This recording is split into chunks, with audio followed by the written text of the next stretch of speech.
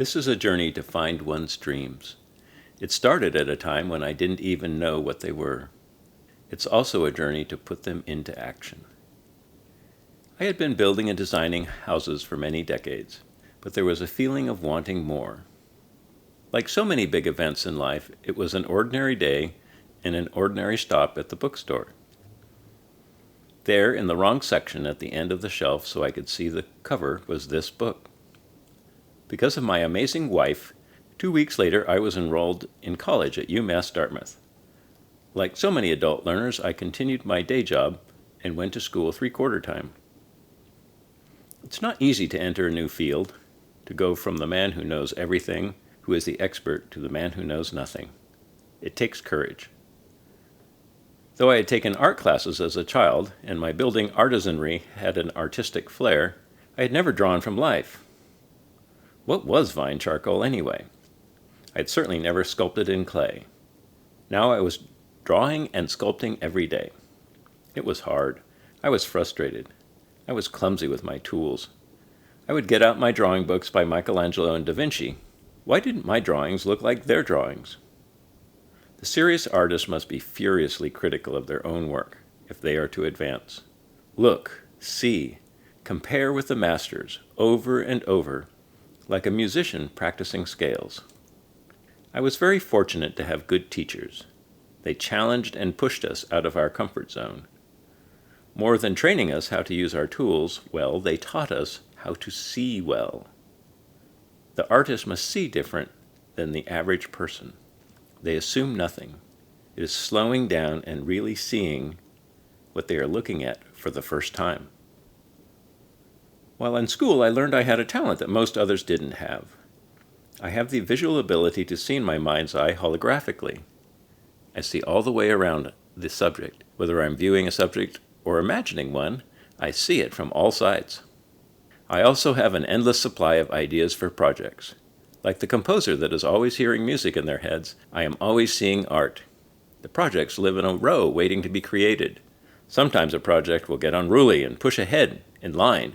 Make me now, it cries out as if it has a life of its own. Suncatcher is an exploration in a process I call sketching in steel that I started while in school with the completion of Portal in 2009. The assignment was to make something that had to do with a doorway.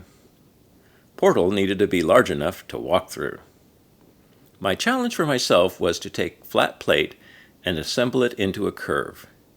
The juxtaposition of the flat planes and straight lines of the edges with the curve of the shape creates a tension that initiates movement. Like sketching, the lines are not always exact. There is much consideration about what to leave in and what to leave out. Within the figure is a detailed knowledge of anatomy. Thanking my teachers for that again. But proportions have been modified slightly to express what I want to say. The lines, planes, and edges are my words. When I arrange them well, the viewer understands my meaning. Unlike sketching, the steel cannot be changed with a rubber eraser. It is one of the most solid of artistic mediums. My challenge is to bring it to life. The steel forces me to work with intention. Even with modern tools, it does not yield easily. I use fire to melt the earth, the steel. Then I mold this very dense earth into a creation. When I am given a sculpture assignment, I take into account many factors. Who is it for? What is their story? What is the purpose of the piece? All of my art has a common baseline. It must contain the qualities of beauty. It is my belief that there is already enough ugliness in the world, and we don't need to add to it. I believe the artist has a responsibility to uplift the culture they are in. Historically, the artist was a leader in the culture. They have been way out in front of the paradigm. The artist says, see this, look at that. This is important. Look ahead to this. The 21st century is about authenticity, integration, and inclusion. The 21st century artists, to regain their valued position in the community, need to aspire to these ideals. As we say in my circle of art friends, ugly art is so last century. Last year, when given the opportunity to place a piece in the roundabout, I considered the location. It is an area where so many people pass by on their way to work, to do errands. It is where we do all that daily stuff that takes so much time in our lives, but so often don't appreciate enough. My challenge: what can I say to people as they drive by to remind them they are not ordinary, that they have a potential? What can I say that is meaningful to people from all walks of life, both visitors and residents alike?